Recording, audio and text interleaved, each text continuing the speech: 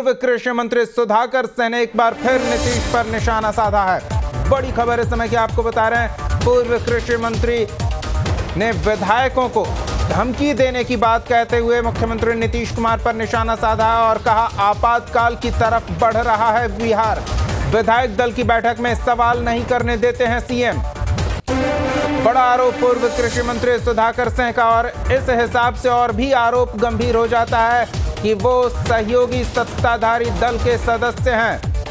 बैठक में मुख्यमंत्री नीतीश कुमार द्वारा सवाल पूछने का मौका नहीं दिए जाने का आरोप लगा रहे हैं। बोलना है उनका कि विधायक दल की बैठक में सवाल नहीं करने देते सीएम। पूर्व कृषि मंत्री सुधाकर सिंह ने नीतीश कुमार पर निशाना साधा है। कहा है कि विधायकों को धमकी देते हैं सीएम नीतीश। आपातकाल की तरफ बढ़ रहा है बिहार।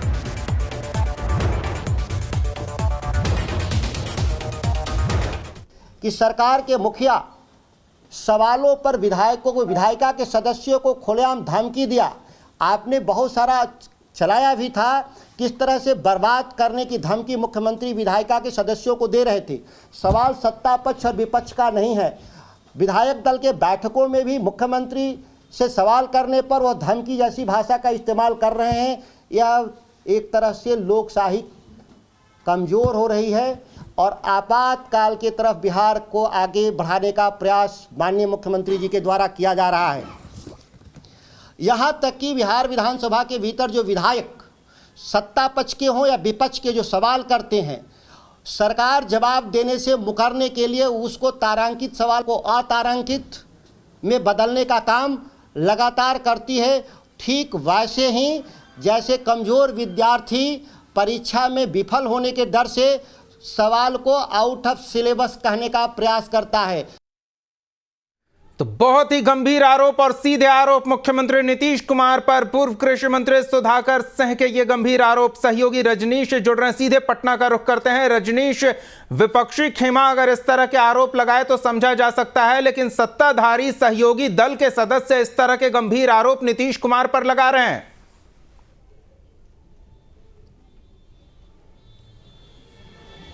देखिए दीपक, अब तो सुधाकर सिंह के जो तेवर हैं वो कह रहे हैं कि अगर सच कहना बगावत है तो समझो हम भी बागी हैं। उसी तेवर में दिख रहे हैं सुधाकर सिंह। बड़े खुले तौर पे कह रहे हैं कि मुख्यमंत्री आपातकाल की स्थिति बना रहे हैं। विधानमंडल तो छोड़ दीजिए, अगर विधानमंडल की बैठक में जो अलग से पार्टियों की बैठक होती है वहाँ भी अगर कोई विधायक कुछ बोलने की कोशिश करता है तो उसे डांट लगाई जाती है। और जिस तरीके से देखिए सुधाकर सिंह का बोलना मायने इसलिए रखता है, आरजेडी के विधायक हैं, आरजेडी के प्रदेश अध्यक्ष जगदानंद सिंह उनके पुत्र हैं, नीतीश कुमार के कैबिनेट में कृषि मंत्री थे 2 महीने तक। और अब उनका ये तेवर, जिस तरीके से वो मुख्यमंत्री के खिलाफ बोल रहे हैं, आप सरकार के खिलाफ बोलते हैं, आप नीतियों के खिलाफ बोलते हैं, वो समझ में आती है, लेकिन आप मुख्यमंत्री के खिलाफ सीधे सीधे लड़ाई ले रहे हैं। और ये एक परेशानी का सबब होगा आने वाले वक्त में सरकार के लिए भी कि अगर अपने लोग इस तरीके से घेरेंगे तो वो कैसे जनता के बीच में अपने बातों को रख पाएंगे।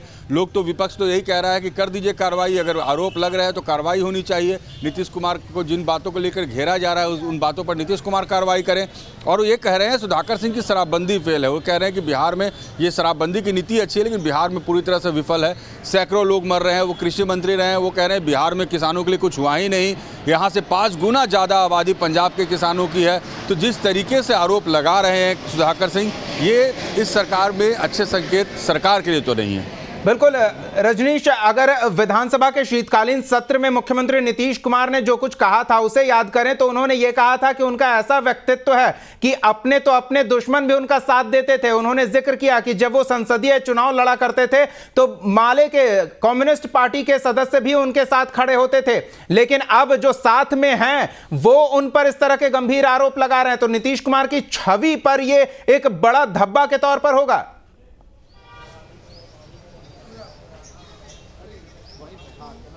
बिल्कुल, देखिए नीतीश कुमार से आमने सामने की लड़ाई अब सुधाकर सिंह ने ले ली है। जिस तरीके से सुधाकर सिंह नीतीश कुमार पर पर्सनल अटैक कर रहे हैं, नीतीश कुमार के आप सरकार पर बोलिए, नीतियों पर बोलिए, नीतीश कुमार जवाब देते हैं। अगर नीतीश कुमार पर आप पर्सनल अटैक करेंगे, निजी आक्षेप करेंगे तो नीतीश कुमार को ये नागवार गुजरता है। वो कहते हैं कि मैंने पूछा भी सुधाकर सिंह से कि नीतीश कुमार तो ये कहते हैं कि वो हर किसी को मौका देते हैं, उनके पार्टी के अंदर या उनके जो सहयोगी पार्टी है उनके अंदर एक लोकतंत्र की स्थिति है। लेकिन जिस तरीके का भाषा का इस्तेमाल सुधाकर सिंह कर रहे थे उससे तो कतई नहीं लगता है कि नीतीश कुमार के लिए अच्छे संकेत है। और नीतीश कुमार के खिलाफ अगर इस तरीके से सुधाकर सिंह बोलेंगे तो आने वाले वक्त में कई विधायक ऐसे हैं जो कि मिडिल लाइन पे खड़े हैं, जो कि अभी भी सरकार से नाराज चल रहे हैं, जिन्हें मंत्री नहीं बनाया गया, जिन्हें जगह नहीं मिल पाई, फिर उन्हें भी मौका मिलेगा और दबे स्वर में वो भी मुखिया के खिलाफ बोलना शुरू कर देंगे। जी रजनीश, कहीं ऐसा तो नहीं कि पर्दे के पीछे दबाव की कोई अलग पटकथा ही लिखी जा रही है?